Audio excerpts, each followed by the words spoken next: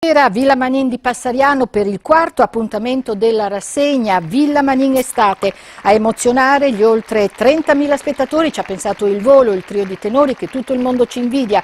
Oltre 2 ore di spettacolo, un vero e proprio omaggio ai 3 tenori Pavarotti, Domingo e Carreras, in cui le melodie di successo del repertorio napoletano, italiano e internazionale si sono alternate a brani tratti da grandi musical e alle più celebri arie d'opere. Tra i brani in scaletta Nessun dorma, Torna su Riento, Libiane e lieti calici, tra gli altri, fino al finale con grande amore per la standing ovation del pubblico. Prossimo e ultimo appuntamento di Villa Manin Estate, il concerto For Life della Onlus Auxilia con Ermal Meta il 23 luglio, sempre collaborazione Azalea Regione. Ascoltiamoli.